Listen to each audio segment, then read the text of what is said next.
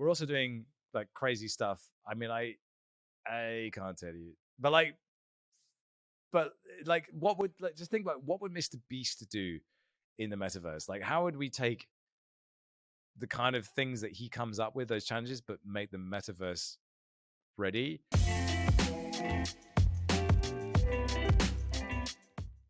Hello, everyone, and welcome to another episode of ZenChats. Today, I'm here with Robin, aka SuperMassive, aka the Mr. Beast of the Metaverse. He is a content creator. You just went straight in there. Like, I have no rights to call myself that, but I'm going to get there. One day. Formerly head of video and multimedia at the Defiant, but now going elsewhere. Yes, I should have included that. Well, that's fine. In the future, we will be saying Mr.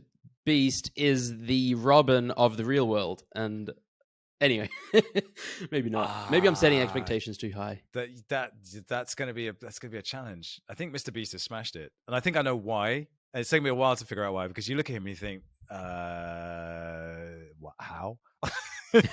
Like... Well, let's get into like the backstory a little bit. Yep. So you were at the Defiant. What is your sort of history? What is your experience? What were you doing there? And how did you get here? Okay, so long story short, I used to be a filmmaker, and I still consider myself a filmmaker, but now I'm more of a creator disruptor kind of figure. I don't even know what it is that I am, but what I do know is that like just making stuff wasn't enough, and I wanted to innovate around that. But I went through this period from like the early 2000s when the first iMac could edit video. This was a huge moment. You got these consumer camcorders, plug it into this shitty iMac that cost like $1,500, but it could edit video. Final Cut Pro 1, iMovie, and suddenly this world of possibility opened up. And it seems nuts to think about it now, but that moment for me, I think it was the birth of YouTube. That moment that consumer video started to reach for cinema, and it started to reach for a different place.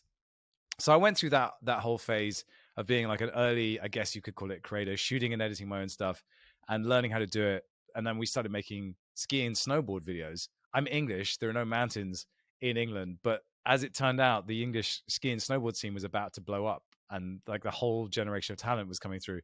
So we were part of that.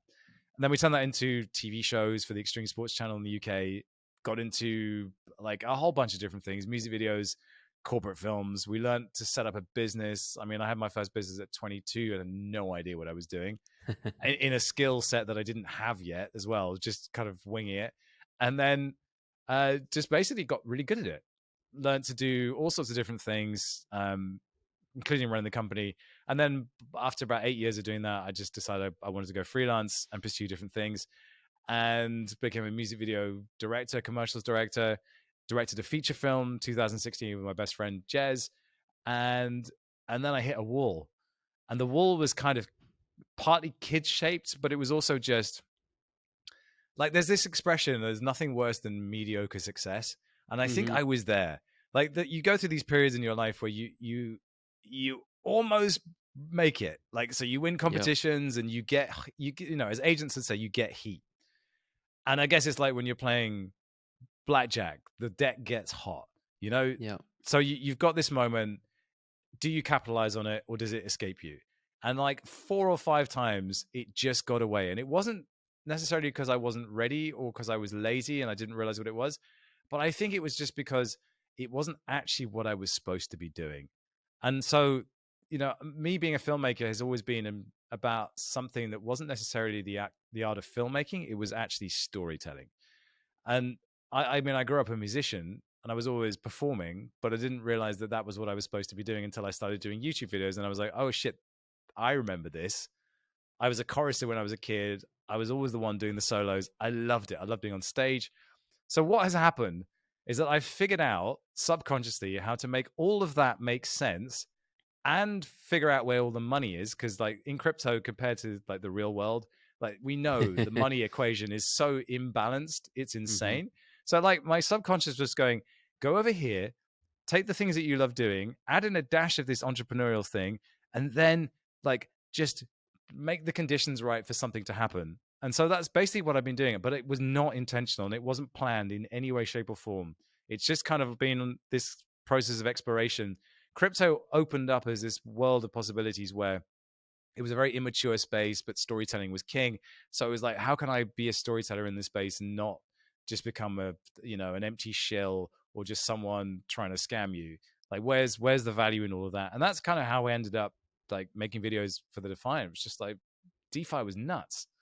Yeah. And so we're like, how do we tell this story in a way that's reflective of that, but also has a little bit of kind of the Bloombergy flavor in it? So you feel it's well researched, but it also doesn't feel like it could be made any other way in any other space. So that's kind of how I've ended up here, just mucking about, getting hit in the face with bananas, but just having a blast doing it. I love that phrase.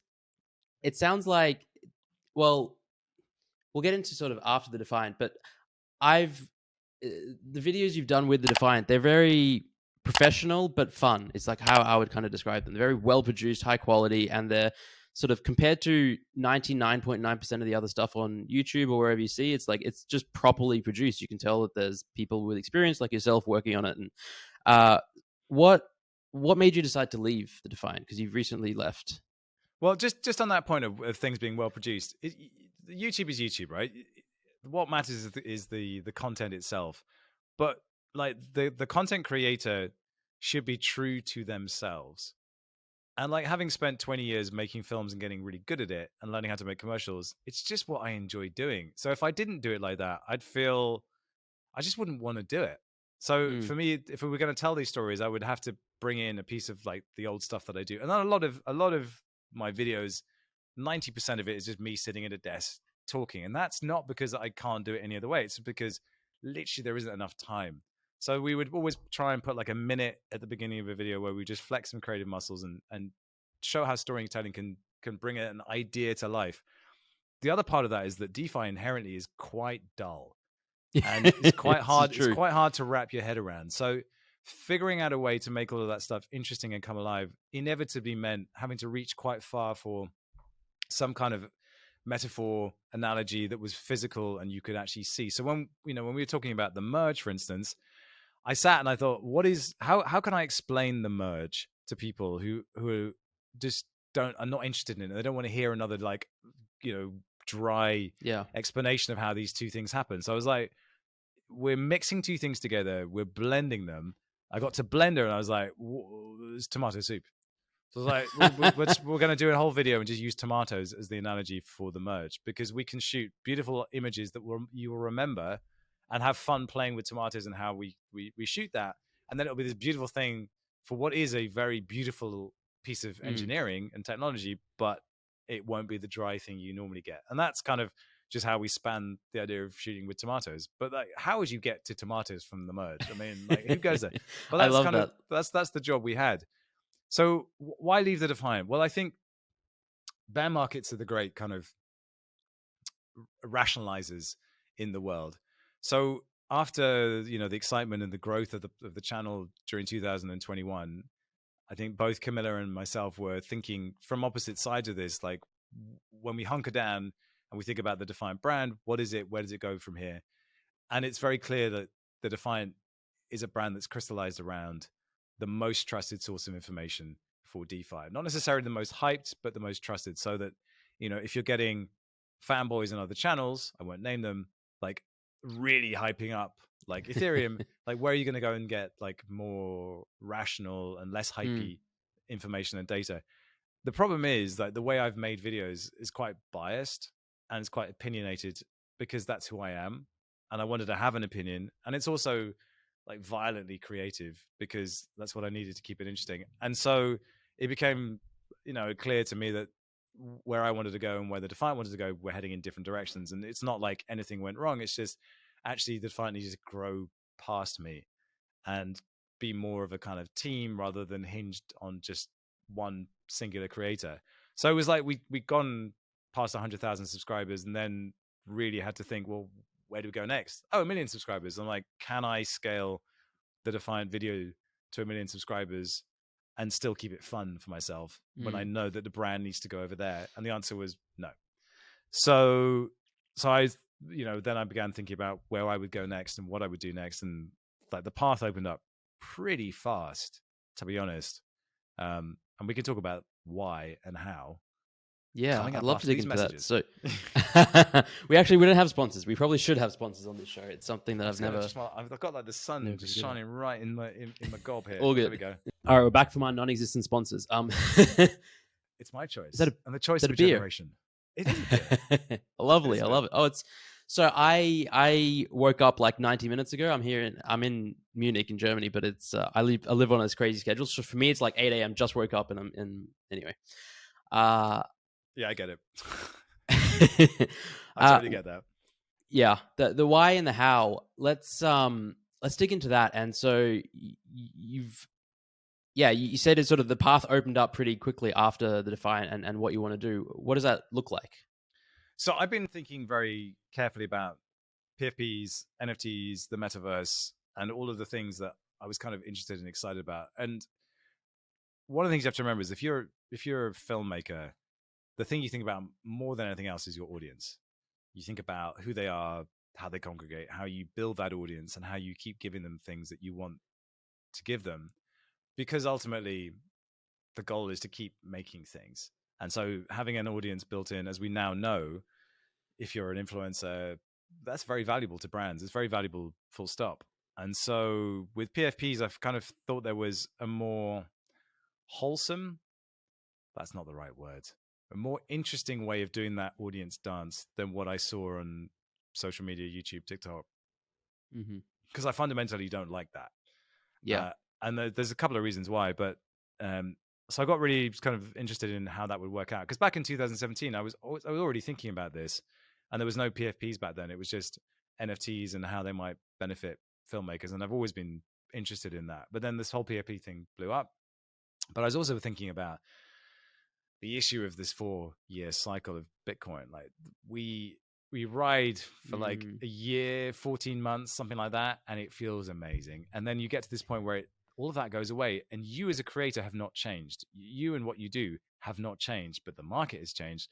And therefore you're in this position of like defending and apologizing for the area in which everyone used to be really excited to hear what you had to say. And I hate that. And I just think that's unsustainable. So I was looking for a sphere in which I could build out from what we did in crypto and Web3 already, but had a broader appeal and had a shelf life that would last beyond simply a year and then done. So the metaverse offers me that because it's a tech problem, it's a socioeconomic problem, it's an AI problem.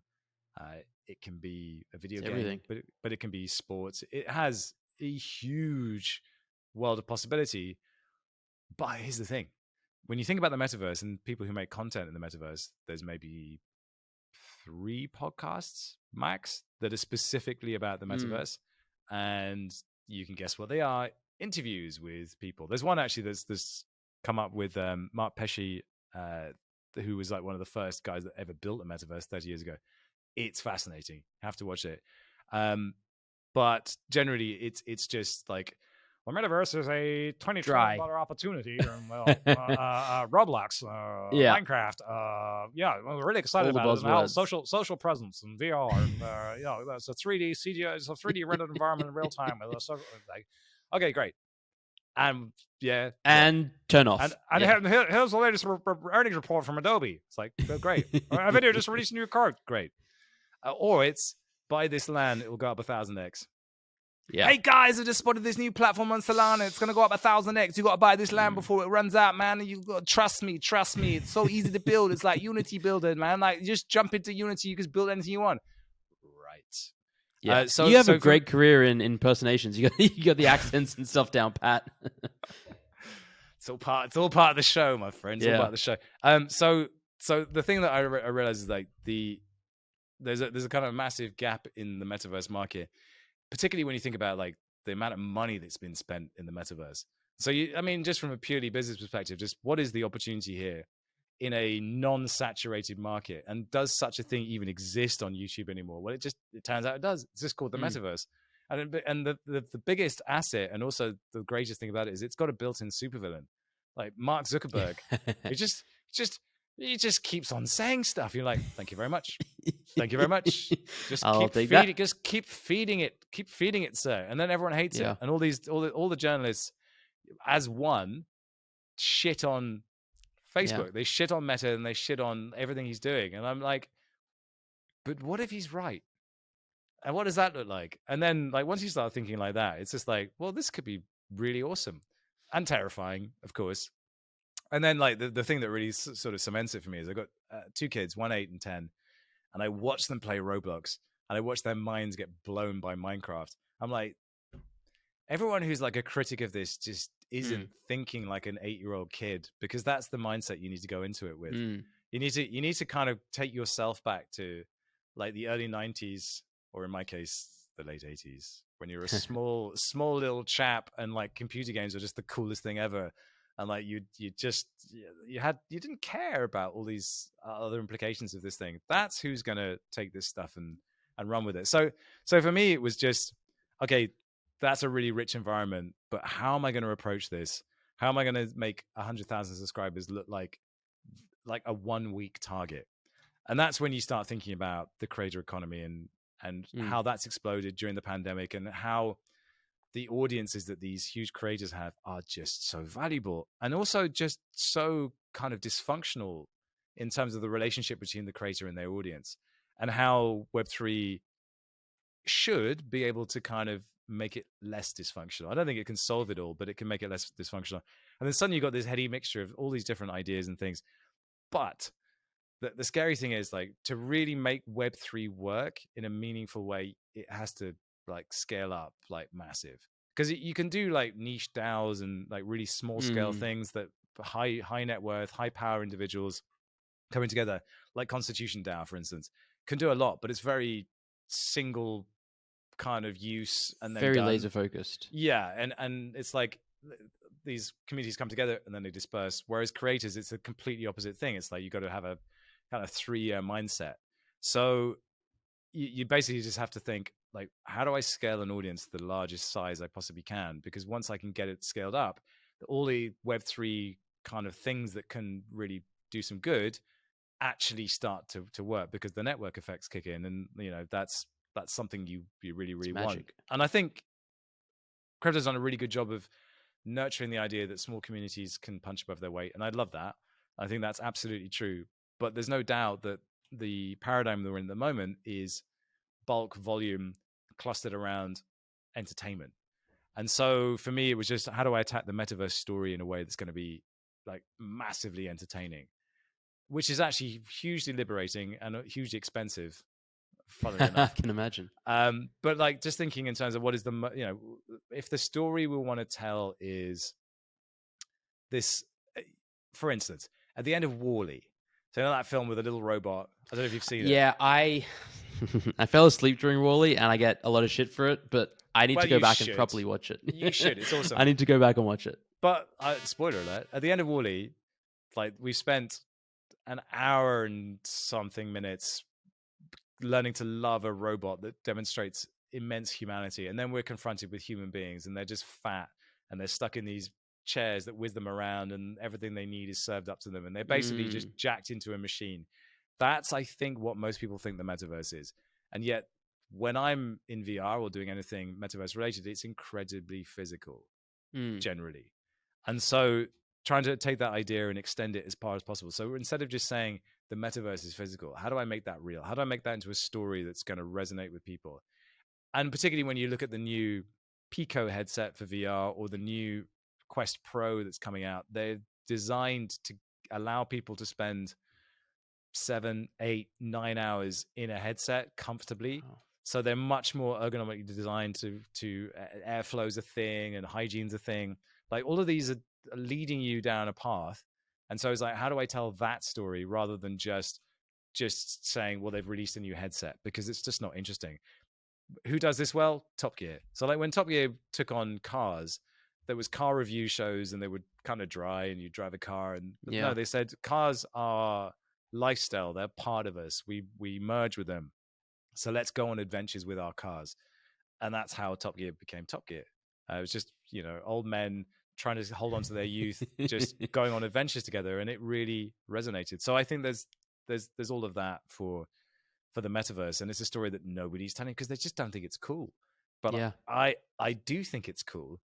And I'm not going to try and tell you it's cool. I'll just show you why it is, and then hopefully you'll have a good fun time understanding that. But like when I say we have to scale up fast, it's like on the order of like get to 1 million subscribers in 12 months kind of scale up fast, which sounds insane when you say it, but that's kind of where we have to be. So it's doable. It's a different mindset, man. It's a very different mindset to this. Like, there's so much education out there, and I know like you make education. I used to make education. Nobody needs another educator. No, they don't need me to make more education on any of this stuff. I think the space in general just needs a different approach. So I'm trying to see if I can make that happen. And there's no guarantee of success, but like, yeah, or some, I don't know. We'll see. So I'm curious to. Well, I have one question is totally off topic, and I want to know like what your favorite video games were as in the late 80s and early 90s. And then I want to know what your definition of the metaverse is, because everyone says metaverse this, metaverse that, and I think different people have different definitions. But favorite video games, and then what's the metaverse to you? So video games wise, I was Game Boy, so Mario. I played some really random games, and we had a Lynx as well. There was like a California games on the Lynx. Loved that.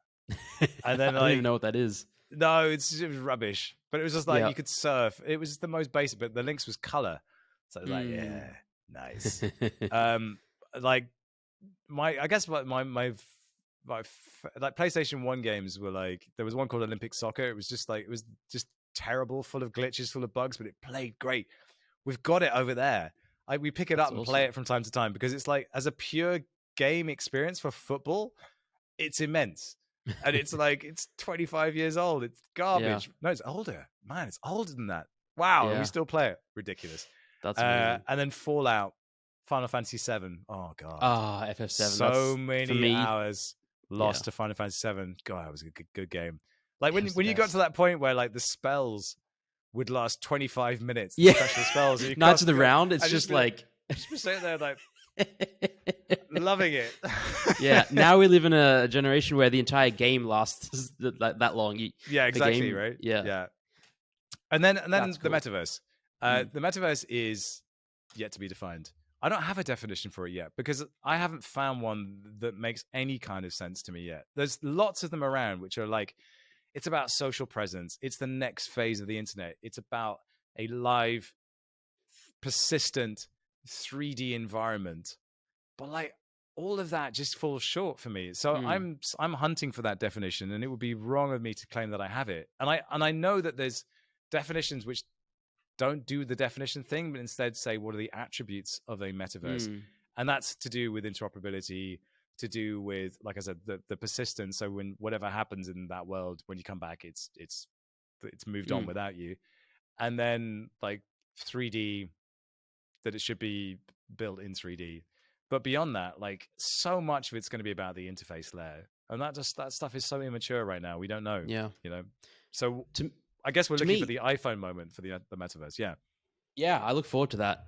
To me, I think we've been like, I don't have a strict definition either, but I feel like we've been in the metaverse for decades already. Like playing RuneScape or Second Life or World of Warcraft, or just going onto an internet chat forum or IRC or whatever back in the day. To me, that was a digital world that we were all living in and communicating around the globe. And it wasn't, I don't know if that really counts, but to me, that is the metaverse. We're already in we're in the metaverse right now. It's like, we're not next to each other. We're in different countries, and we're communicating. It's a really shitty version of the metaverse. And the problem is, I think it's become this thing a bit like NFTs, where NFTs are an asset class. It's like, no, they're not. Yeah. They're not. It's a technology there. It's a piece of technology, and the asset class is PFPs, or it's digital art. That's an asset class, but NFTs, no. And if you're confusing that, then go do some homework. And so, the metaverse is everything, but there are instances on the metaverse which are CryptoVoxels or Decentraland or Wilder World. That makes sense to me entirely. But they're kind of islands in the ocean, like the Maldives. They're just little pockets of just juiciness, and getting there is really hard, and getting supplies there, and they're expensive and difficult to maintain, and all these kind of things. And that's where we are at the moment. But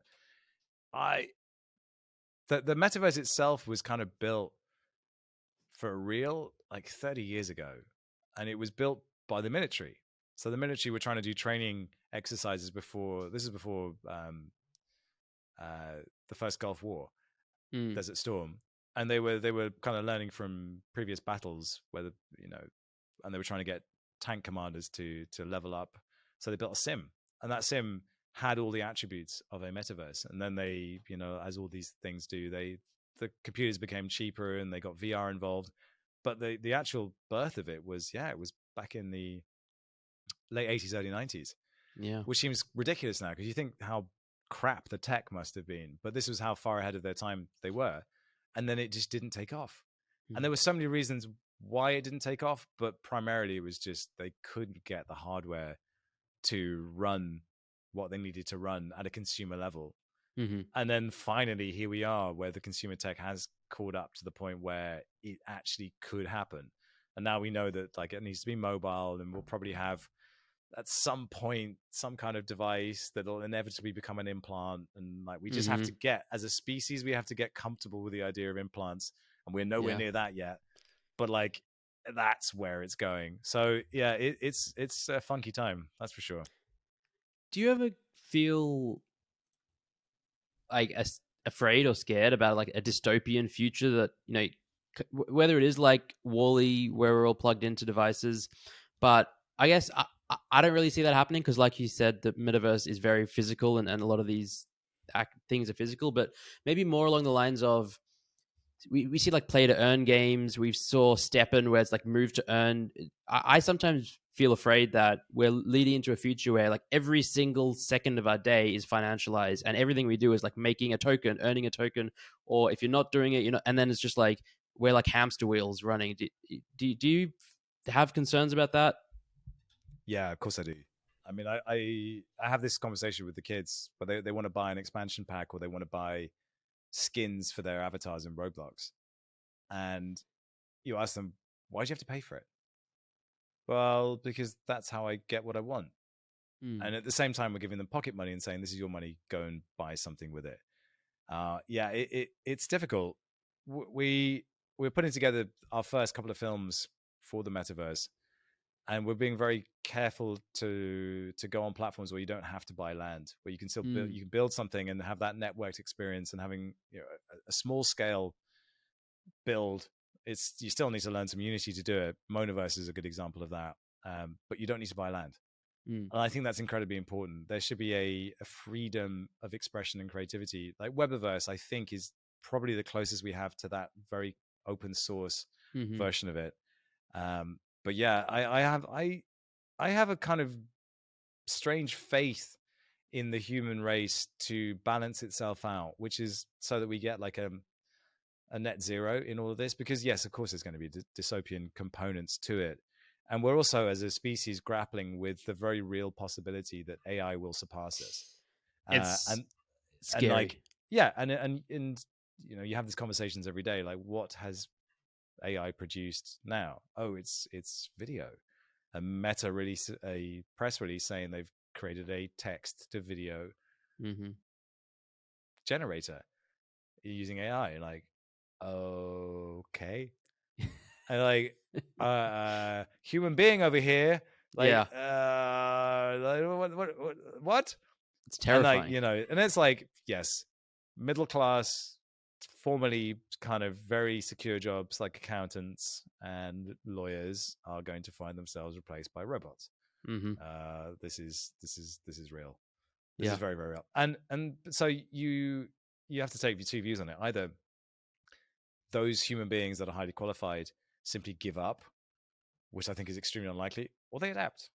And we adapt. And the species is going to evolve the way it's going to evolve. And there's there's the Ray Kurzweil version of this where we merge with technology and it spins off a new species, which is in many ways probably going to be superior to kind of regular old-fashioned 100% flesh.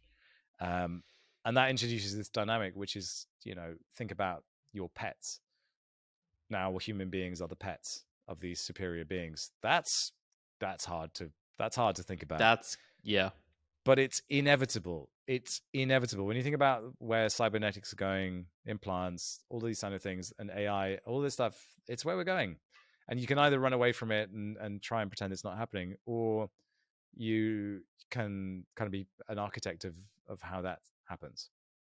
So I guess that's kind of where I sit in all of it. But like it scares the shit out of me. One of the things that I take comfort from is the fact that when anything pushes too hard in a certain direction, what you get is this very Newtonian force in the opposite direction. Mm-hmm. So that as we are becoming more and more sort of overwhelmed by technology, you get this equal and opposite thing, which is more in touch with like touch grass, go and be more in touch with nature, and more natural things rise up in response. And so it's just this push and pull constantly, but that doesn't take into account the fact that at some point the sophistication of AI, the intelligence will just outrun us. And at that point, well, we're just kind of stuck in the tsunami and just hoping we don't die. So everything's going to be great. Everything's going to be great. Yeah, it's going to be great. Do you have an idea for when you predict that would happen? Is this like 2 to 3 years away, 10, 50? Any gut inkling? Listen, everyone laughs at Ray Kurzweil because he says it's going to happen by 2050. I may be misquoting him on that, but like, the Transcendent Man, I think it's 2050 documentary. Yeah. But he's talking about 2050, and everyone's like, no, it's ridiculous, you idiot. You're just an old man. Like, I think most of Ray Kurzweil is now responsible for, like, his brain is responsible for like 50% of AWS usage or something like that. Wow. No, I'm joking. I'm joking. But like, he's probably uploaded himself in some way. Yeah. But he is all of us and everywhere. Yeah, and it's very hard to draw an exponential curve when it comes to the development of AI, because we just got no comparison for it at all. But like, now we can see with DALL-E, with Midjourney, Stable Diffusion, like even just this year, how rapidly that technology has come on, and how rapidly it's forced everyone to think differently. But that same technology is being used to diagnose cancer in patients, and it has been for quite some time. They've been using it in scans in oncology labs to detect cancerous cells, and very successfully. But it's like human beings hit a point where they can't learn anymore. Like, the AI just keeps getting, I hate to say smarter, but it's more capable at the task that it's been asked to do. But that's very much a specialized AI model. Like, the generalized AI model is the terrifying one, where it can literally do anything and it can become self-aware. I think we're a way away from that, but again, I think it will just go much faster than we think. And yeah, I think we're not as far away as most people think. I think it's happening sooner rather than later. It's and there's an optimistic view on this, which is the problems which are just simply too difficult for us to solve, like the climate or immortality, interplanetary travel. Interplanetary travel can only happen if we're immortal. Yeah. Or massively extended life cycles. And if an AI or a combination of the synthesis of humans and robots can happen, and I fundamentally believe it will and can, then interstellar travel becomes it's a doddle, because all you need to do is just get on the spaceship and go, and then it's a psychological game at that point. But if you just go to sleep or whatever, then yes, and then we've colonized the galaxy, because we have, and then wow, we're off. This is amazing. We started with DeFi, Trek. We ended with immortality and interplanetary travel, and let's bring it back to the YouTube side of it, and what you're gonna be like, the videos you're gonna be creating. You said you're working on a couple already. Can you share some of the ideas or things that we might be able to respect? I can share a little bit. Yeah. So the company's called BasedAF, and it's a very deliberate choice of name, because based is literally means being true to yourself. It's kind of street slang, but that in the context of the metaverse, where we can be any avatar we want, we can be any identity we want, that idea of being true to yourself deep down and carrying that with you no matter what, I think is very important. So BasedAF, and it also just doesn't give a fuck, it's just it's kind of punky as well. Yeah. So our challenge is just to come up with crazy ideas that will work in the metaverse, and some of them will be massive, and a lot of them will be kind of sports focused, and there's kind of a reason for that, but mainly it's to do with the fact that the image around the metaverse tends to be very game focused and very virtual reality focused. And so to try and make it physical and real and sports like feels a good kind of counterfeit to that, or counter narrative to that, I should say. Funny enough, when Zuckerberg went on Rogan, they talked for about 10 minutes about the physicality of VR and how Zuckerberg's training MMA. And everyone laughed at him, and then they saw the videos. It was like, oh shit, he's good. No, he's real. He's actually, well, I wouldn't say he's good, but like he can smack. Decent. So yeah. So and Rogo was like, well, yeah. I mean, I want to fight someone, because then I don't have to get my face beat up, but I want to fight someone. So it was like, yeah, that's it. Like fitness, physicality, and social presence are a real thing, and you may not necessarily want to work out that way, but it's definitely, there's going to be a ton of people who are buying wearables for fitness and sticking trackers on their shoes and wearing heart rate monitors, who are into this shit and into the data. And this is just the next part of that. That makes total sense. So we're doing a lot of that. We're also doing like crazy stuff. I mean, I can't tell you, but like, yeah. But like, just think about what would Mr. Beast do in the metaverse? Like, how would we take the kind of things that he comes up with, those challenges, but make them metaverse ready? And I'm hoping that nobody can come up with anything, because that means we're doing a good job of figuring this stuff out. Yeah.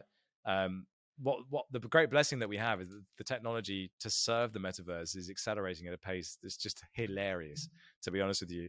There's so many duff pieces of tech that people are going, oh, this would be good for the metaverse. It's like all those NFT display devices. You're just like, nah.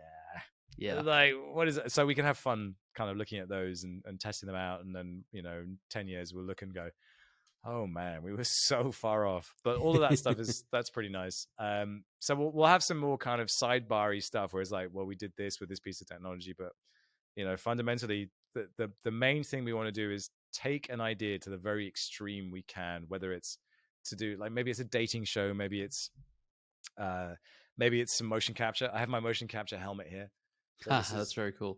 This is the helmet that I have to wear in our motion capture studio, which we're building over there. Because like digital characters and having full control over digital characters is really important, but that's very expensive. So we just took the ApeCoin airdrop and invested it in a motion capture studio, because that was the right thing to do at the time. But that will basically mean I can take a character like an ape or a Meebit, pilot it in real time, and be that character in Unreal Engine, and just present a show or present like a TikTok or something, but without having to be like this whole CGI animation pipeline and all the stuff for post-production. No, it's just like, go. Just so stuff like that. And then we've got, I mean, I wish I could tell you, but I can't.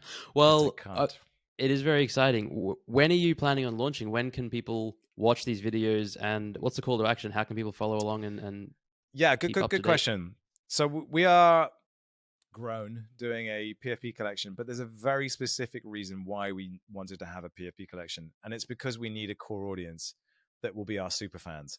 And the idea of super fans is super important, because there's a piece of the creator economy that we think is missing. At the moment, it's build an audience, monetize the audience. And if I'm Mr. Beast, I'm monetizing the shit out of my audience by selling them burgers, by selling them chocolate bars. But where's the bit that doesn't make sense in all that? It's creator, selling you stuff, you're buying it. Oh, by the way, you're also watching my videos, which means I can sell you stuff. How does the audience benefit from any of that? So there's this third pillar that we talk about, which is share the spoils. So build an audience, monetize the audience, and then share the spoils. In order to figure that out, I need like a hardcore group of super fans that will experiment with me during this early phase, because we can. Like any other established creator right now would just not be in a position to be able to do that. So what we want to do is figure out this third pillar, build the share the spoils pillar for the creator economy, and then just give it to anyone who wants it. Like, it shouldn't be ours to own, but like someone has to do the hard work of figuring this stuff out. And like I said, the stuff that we want to do doesn't work unless we're at scale.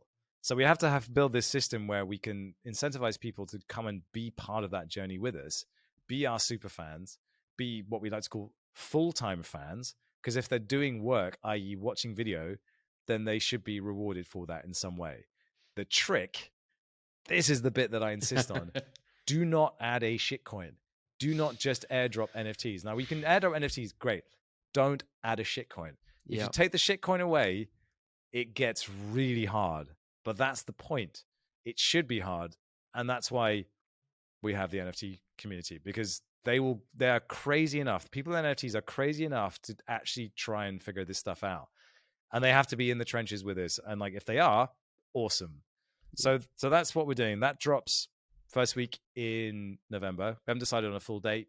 We won't announce it until probably 24 hours before it's happening. So if you miss it, you miss it. But like, we're not going to do an extended build up and whitelist it. No, it'll just drop when it drops. Then first video is a special that's going out end of November. It will be physical. It will be, for me, absolutely horrific. It's going to, I'm in training right now, and I'm getting marmalized, honestly. And then in December, we have a special, which is only for our PFP community. So they will participate in something where they could win quite a lot. So think about Mr. Beast. What does he do? And how would we do that in the metaverse? That's kind of a clue. And we're going to do that as our kind of Christmas special. And then in the new year, we'll be doing videos fortnightly for the main channel, but doing all this other stuff in shorts, in spaces. Like, we'll be doing a whole bunch of metaverse related content to pick up the stories, but the big tent poles will be going out fortnightly, because to do it any more regularly than that will just kill us. Yeah, basically. Well, this is very exciting. I can't wait. Honestly, I think the space needs something like this, not just for the fun and enjoyment of it all, but if we want to go mainstream and sort of attract, millions and millions and billions of people, NFTs and crypto needs to seem less niche than it currently is. It needs to be more than just money and DeFi and trading and PFPs. It needs to be like, I love how you're going with the sport approach, because there are so many people out there that are passionate about sport and have zero interest in NFTs or the metaverse. But if they see that those worlds merge together, then all of a sudden it'll like potentially something will click, and they'll begin to understand the power and all of it. So it's awesome what you're doing. I'm a huge fan already, and I can't wait to see. Oh, thanks. Everything. We can fall on our asses. That's fine. But I think there's one thing. There's one thing I've learned from the last 2 years, particularly with the Defiance, like, even if like nobody can get to the office because of COVID, or the trains aren't running, we can still make content and we can still get it out there. So like, that has been like just one of those great kind of learning experiences. Like, what is the minimum viable product for a content creator? It's a live stream. Like, just get on a stream and talk. So as long as we have that, then we're good. And some weeks, some stuff just won't work. We know that. Some stuff will just be impossible. We also know that. But like, the fun of exploring the rules around the metaverse and exploring where this thing can go. And then when you look at the paucity of content that's out there, it's really exciting. I want to leave you one other thing, which is, I guess the ambition for what we're trying to do is, again, it goes back to the early 90s. It's like MTV. So MTV shows up, and that's like early 80s, to be fair. But like, it really got it into its stride in like the early 90s. But like, this idea that like there was no way to watch music videos back then, like pop culture, youth culture didn't really have a platform. Like, metaverse culture doesn't really have a platform right now. So in our minds, we're like that early, that janky, that like just insane. But that's what the metaverse feels like. It's like, it's the place where Jackass could be born. It's the place where The Real World or Cribs or Pimp My Ride could be born. And like, if we can be the way that happens, but in a metaverse context, then I'll be very happy. So that's kind of the ambition for what we want to do. Like, Mr. Beast, the metaverse, sure, but like MTV at the metaverse, that's the big idea. There's some fun wordplay there. MTV, metaverse, all the right letters are there. I don't know. It's like it was meant to be. But like, seriously, look at YouTubers now, like Airac, like, or again, Mr. Beast, like all the stuff they're coming up with, it feels like early 90s MTV. It's crazy. It's just reality formats just done in a more caffeinated way. History repeating. For a very kind of like an audience that can't really pay attention to anything. Yeah, we're in the TikTok generation. We just are. We're in these attention spans have just dissipated, and that's where we are, and that's life. Yeah, now. I feel like that era of just shouting and just speaking really fast and just, I think that's ending. God, I hope so. Like, there's just a general exhaustion of that, and you're starting to see different types of stories get told, and different types of creators come through that are more human and less like just copying what Mr. Beast has done. Like Ryan Trahan's a really good example of that. He's really found his footing as like just this really simple but really elegant storyteller. It's great. I love that stuff. It's not who I am, but like I don't need to be. Like he's got that corner, but we will lean into the storytelling and keep retention through other means than just shouting at you for 20 minutes. I love it. All right, Robin, this has been a pleasure. I could genuinely chat to you for hours and hours and hours, and I'm sure we will. I wanted to get in your thread that you wrote today about Renga. Oh yeah, that one. God, that was a couple of days ago. I wrote about. What did I write about? I create so much content. You're writing about Renga, and you're writing about specifically the less you say, the better it is. Oh, and yeah. You having a deliberately vague speculation. Roadmap. Yes. Yeah. But that, I mean, that's all of crypto, to be honest. The less you know, the better it is. Mm-hmm. But also, like, finding that fine balance. I also feel the same way, which is those who are not confident overshare, and those who are confident share nothing. And that you really see that, right? You really see that those who are completely in control and know what they're doing, you don't get any information. But like, that's because they're really good at what they do. And I thought that was, I hadn't really seen anyone say that before, but I feel exactly the same way. And it's something I'm thinking about for our drop. It's like, what can I get away with just it being me? Am I enough? Like, how much of the artwork do we show? How much of the story do we reveal? How much of the intention, the utility do we reveal? Honestly, not much. That's exciting. How can people follow along? What's the best way? Is you follow you on Twitter? Just follow me. Yeah, just follow me. I'll be just verbal diarrheaing the crap out of it for the next What's month. your Twitter handle? It's I am SuperMassive. All right.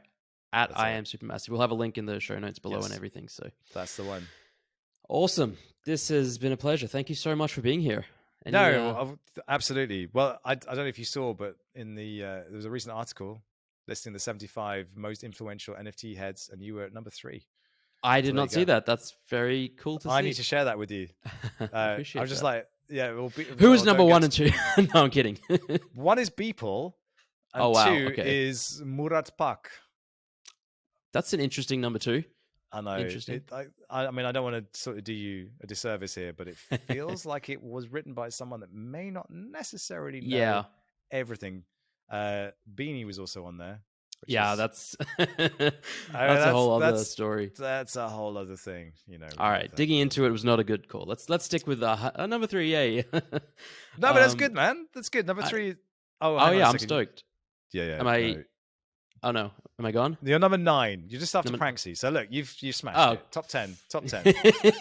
I'm still happy with that. Pranksy is massive, obviously, and very influential. Yeah. There you go. No, appreciate it. And everyone go follow Robin on Twitter. Keep an eye out for everything coming out. BasedAF. It's gonna be BasedAF. It's gonna be epic. It's gonna be the bomb. It is the bomb. So when we hit based mode. Yeah, there's literally gonna be a handle on the wall when we turn it down. Based mode. Oh, there's a little bit of alpha there, and all the knickers will drop.